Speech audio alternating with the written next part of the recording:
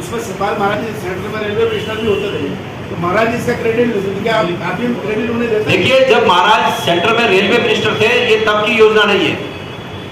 जब सतपाल महाराज सांसद थे उस समय सब कांग्रेस जनों ने ये मांग की और उनके साथ दिल्ली तक हमने इसमें संघर्ष किया। और यूपीए की सरकार में ममता बनर्जी, यहाँ जहाँ तक आ रहा है, ममता बनर्जी उस समय रेल मंत्री थी और उस समय ये योजना पास हुई और उसके बाद काम भी चालू हुआ।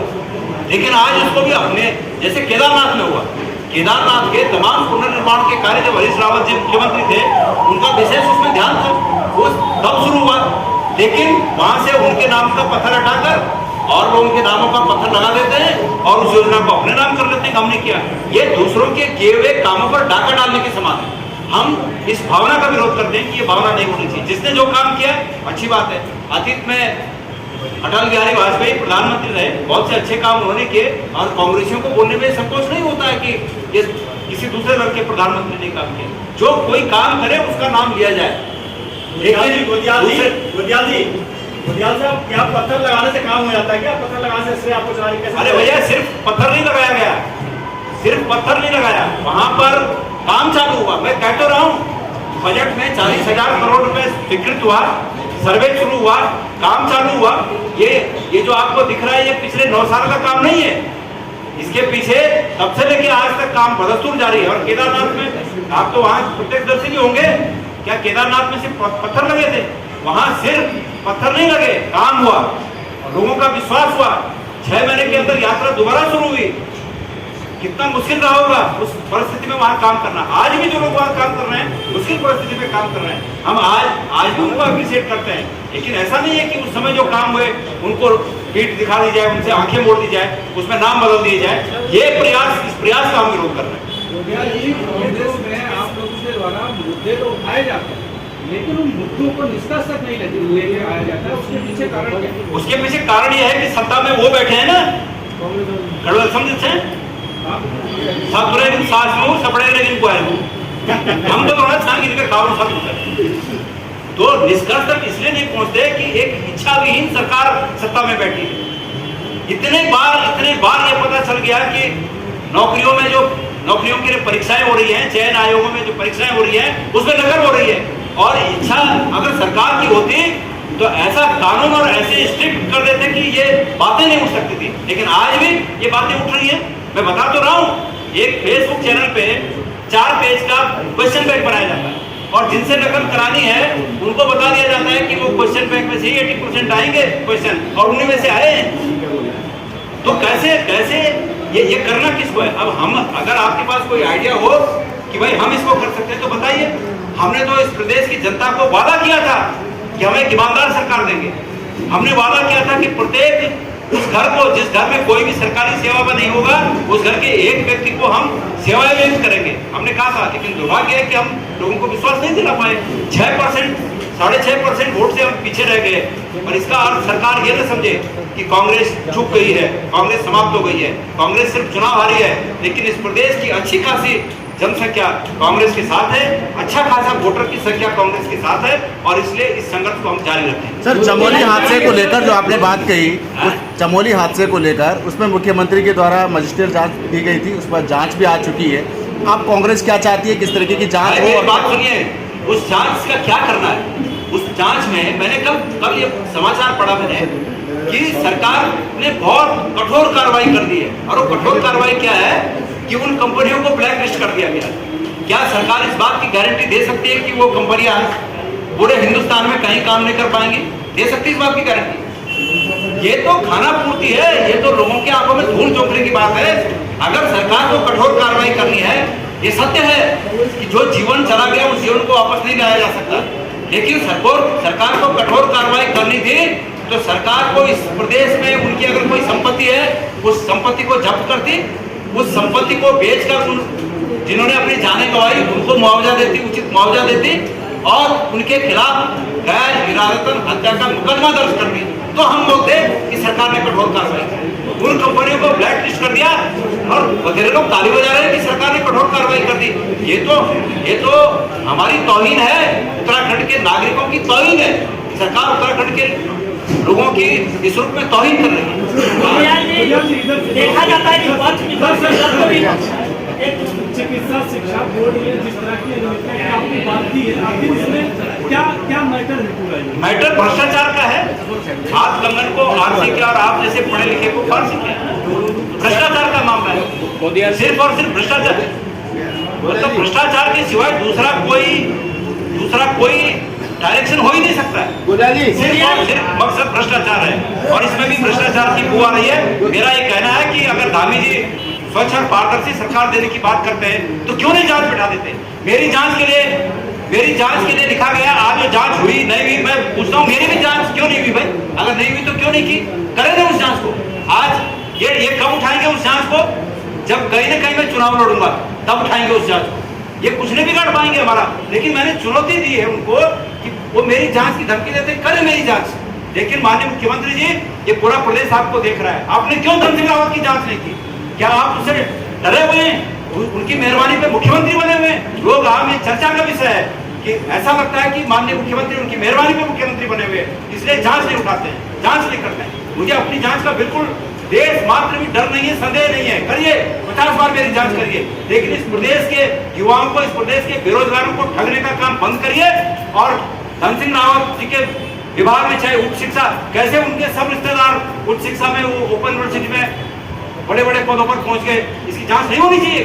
आपने कोऑपरेटिव घोटाले के टाइम भी ये बोला था, पिछले अक्टूबर में मुझे ध्यान आ रहा है, आपने कहा था कि मेरी इनकी धन सिंह जी की जांच कराई है।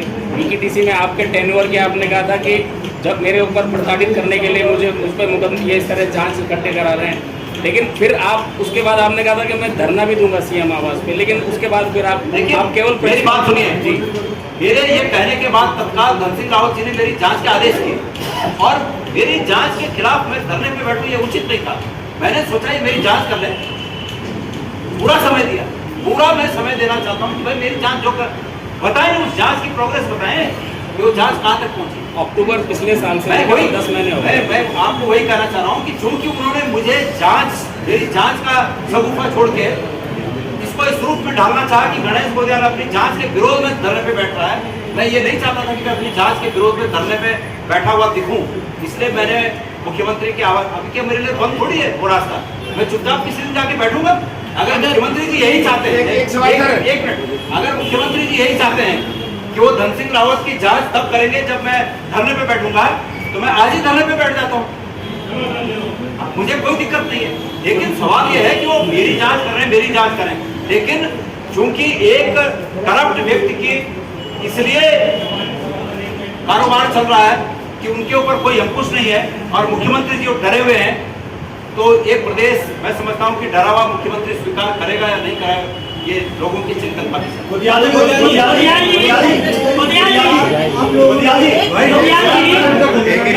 घटना होती है, चाहे केंद्र की हो या राज्य की जो सरकार होती है, एक मुआवजा देकर अपनी पीठ थपा लेती है और जो विपक्ष में पार्टी होती है वो बड़े मुआवजे की मांग करती है। क्या आप समय आ गया है इसके लिए निश्चित राशि पक्ष और विपक्ष मिलकर तय कर देना चाहिए? अच्छी बात है, आपने एक अच्छा सुझाव दिया है, मैं इसका स्वागत करता हूँ कि भाई एक सम्मानजनक तरह की धनराशि जिससे कि आगे उनके परिवार वाले अपना जीवन का निर्वहन कर सके, उसकी कमी को कुछ हद तक उसको भर सके, ऐसी धनराशि अगर मुकर्रर की जाती है तो इसका स्वागत होना चाहिए।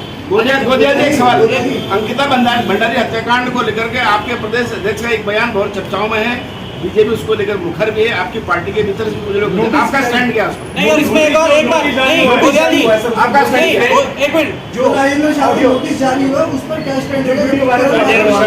नहीं गोदिया जी, ये पूरा एक ही प्रकरण है, एक ही मैं जवाब देता हूं। एक मिनट गोदिया जी, इसी में एक सवाल और ये है, जब अंकिता भंडारी केस जब चल रहा था, जब उसकी गिरफ्तारी नहीं हुई थी, श्रीनगर, गौचर, गोपेश्वर, ऋषिकेश तक पूरी पब्लिक सड़कों पे थी, लोगों ने पूरा श्रीनगर हाईवे जाम कर रखा था, तो उस दौरान पब्लिक सड़कों पे थी। तो अब ये सवाल क्यों कह रहे हैं आप लोग कि वहाँ पब्लिक को खून नहीं हो रहा, उबार नहीं आ रहा, ये नहीं आ रहा, क्या उस टाइम नहीं नजर आया आप लोगों को पब्लिक का वो उबार? अब आप लोग के साथ पब्लिक खुद नहीं जा रही है, तो उसमें फिर आप पब्लिक को क्यों दे रहे हैं? देखिए, आपके 3-4 संयुक्त प्रश्न है, मैं इन तीनों-चारों प्रश्नों का जवाब दूंगा। अगर किसी प्रश्न को भूल गया तो मुझे याद भी दिला दें। सबसे पहली बात यह है कि पिछले साल जब ये दुर्भाग्यपूर्ण घटना घटी, तो आप सब जानते हैं कि उस घटना के बाद उस घटना की निंदा तो सबने की, पूरे प्रदेश के लोगों ने, पूरे देश में मैं समझता हूँ कि उस घटना की तीखी निंदा हुई। लेकिन एक पक्ष ये भी आपको मानना पड़ेगा कि जिस दिन उस लड़की का पोस्टमार्टम चल रहा था तब तक सोशल मीडिया पे और तो मैं समझता हूँ समाचारों में भी ये चलने लगा था कि ठाकरे सरकार ने ऐसा काम कर दिया कि बुलडोजर चला दिया। वाह वाह वाह वाह वाह वाह, कोई बजरंगबली बता रहा है, कोई ठाकरे बता रहा है। आपको अच्छी तरह याद होगा कांग्रेस का एक प्रतिनिधि मंडल जिसमें मैं स्वयं था, मेरे साथ मनोज रावत है, हम लोग वहां गए। हमने जब वहां स्थितियां देखी तो हमने पहली बार ये बात कहने की हिम्मत की। वहां तो कहने की हिम्मत भी बहुत मुश्किल से होती थी, इतना ज्यादा माहौल बना दिया गया था उस पक्ष में। लेकिन हमने इस बात को कहने की हिम्मत की कि भाई ये किसी की संपत्ति का नुकसान नहीं है, ये तो सबूतों को बिठाने के लिए कार्रवाई की गई। और उसके बाद मैं धन्यवाद देना चाहूंगा इस प्रदेश की जनता का, जिन्होंने उस बात को समझा और मामला घूम गया। जब घूम गया तो वहां की जो विधायक, जिन विधायक जी का उसमें नाम आ रहा है, उन्होंने अपने हाथ खड़े कर दिए कि ना मैंने मुख्यमंत्री ने स्वयं अपने ऑफिशियल ट्विटर से ट्वीट किया था रात को कि मैंने उसको बुलडोजर भेज के नस्तानाबूद कर दिया। मुख्यमंत्री जी ने वो ट्वीट हटाया, आप लोग इसके जानकार होंगे। वो श्रेय लेने की होड़ खत्म हुई और मामला कुछ सही दिशा में, जांच की दिशा में आगे बढ़ा। अब आप दूसरी बात पे आइए। प्रदेश अध्यक्ष जी ने जो कहा, मैं आप सबसे निवेदन करना चाहता हूं कि उसको उस रूप में देखा जाए जो उनका पूरा भाषण। उन्होंने गढ़वाल के तमाम वीर सैनिकों के, चंद्र सिंह गढ़वाली जी से लेकर समय समय पर जो अपने पराक्रम से समाज में छाप इन्होंने छोड़ी है, उनका जिक्र करते हुए, गढ़वाल की वीर गाथाओं का जिक्र करते हुए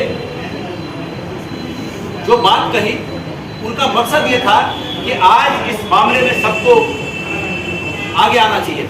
निश्चित रूप में उन्होंने और मैंने भी कहा कि जो शब्द थे उन शब्दों से बचा जा सकता था, मैंने पहले भी कह दिया।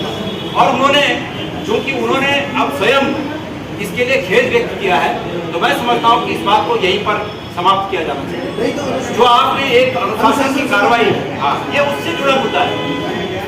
अनुशासन समिति में हमारे जो अध्यक्ष हैं नवप्रभात जी, वो नियमों के बड़े जानकार व्यक्ति हैं और मैं समझता हूँ कि ये संज्ञान उन्हें भी होगा कि जब अध्यक्ष जी ने इस पर खेद व्यक्त कर दिया है, तो मैं समझता हूँ, मैंने किसी से पता किया, राजेंद्र शाह जी ने ये कैसे, जहाँ तक मैं समझता हूँ उन्होंने एडिट कुछ नहीं किया, ये वीडियो एडिट किया है ऐसा मुझे नहीं लगता है। हाँ, आगे का जो अच्छा बोला था वो कट कर दिया, क्रॉप किया, वो क्रॉप किया। हाँ, क्या बोलते हैं उसे, क्रॉप। आगे पीछे का आशय उसमें नहीं है और जितना वो 5-6 सेकंड का दिख रहा है उससे ये लगता है कि ये बात सही नहीं है, जो बात बोली जा रही है वो सही नहीं है। लेकिन उस बात का असली मकसद तब सामने आता है जब आगे और पीछे की बात भी उसमें शामिल हो। चलो वो मैंने पहले बता दिया। अब आपने मैंने कहीं से पता किया, मेरी उनसे बात तो नहीं, पर मैंने पता किया तो मुझे पता चला कि उनका भी फेसबुक अकाउंट कोई चलाता है। जो चलाता है उसने अचानक वो वीडियो डाल दिया, जब उन्हें पता चला उन्होंने डिलीट कर दिया। तो जैसे हमारे अध्यक्ष जी ने इस पर खेद जाहिर किया, मैं समझता हूँ ऐसे खेद वो भी जाहिर कर देते, बात रफा दफा हो गई। और आप लोगों से मेरा ये निवेदन है कि इसको इस रूप में देखा जाए कि उनका जो पहले बोलने का आशय था उससे उस बात को जोड़ कर देखा जाए। और बाकी अगर किसी को भाई करण मेहरा के नेतृत्व से कांग्रेस जन खुश नहीं है, क्या फेरबदल के चांसेस है? क्या करण मेहरा के नेतृत्व से लोग खुश नहीं, कांग्रेस जन खुश नहीं है, क्या फेरबदल की उम्मीद है? देखिए, ऐसी बात बिल्कुल नहीं है। करण मेहरा जी पूरे मनोयोग से बहुत ही संघर्ष का दौर है सबका, और इस संघर्ष के दौर में करण मेहरा बखूबी से हम सबका नेतृत्व कर रहे हैं और जो कुछ हो सकता है वो हर काम करण मेहरा की पार्टी के लिए, इस प्रदेश के लिए कर रहे हैं। तो संघर्ष का दौर है, हम सब एक हैं, इसमें कहीं कोई गुंजाइश जो आप कह रहे हैं उसकी कोई फिलहाल कोई गुंजाइश नहीं। अध्यक्ष जी का बयान इसी वीडियो के संदर्भ में ये किया है कि 3 देशों ने पिछली बार चुनाव हराने का काम किया 2022 में, जब मुस्लिम यूनिवर्सिटी का मामला आया। वर्तमान में भी यही हालात पैदा हो रहे हैं जो भविष्य में इसका भी परिणाम होगा। तो 3 दोस्त कौन हो सकते हैं, क्या है आखिरकार? देखिए, मेरी जानकारी में नहीं है कि क्या कांग्रेस के मेरी जानकारी में नहीं है कि कांग्रेस के किसी साथी ने इस तरह के वीडियो बना के फैब्रिकेट करके सर्कुलेट किए हैं। और मैं उस समय अध्यक्ष था, ये बात उनकी सही है कि भाई इसकी जांच होनी चाहिए थी। और मैं इसको अपनी भूल समझता हूँ कि मैंने उस समय FIR दर्ज नहीं कराई। अगर FIR दर्ज कराई होती तो इसमें कुछ हकीकत पता चलती, लेकिन अगर उस समय मैं नहीं करा पाया, अगर अभी भी इसमें FIR दर्ज हो सकती है तो पार्टी को अभी भी इसमें FIR दर्ज करानी चाहिए। गुलजार जी, बागेश्वर से मंत्री जो रहे हैं उनकी बेटी को अवैध किए जाने को लेकर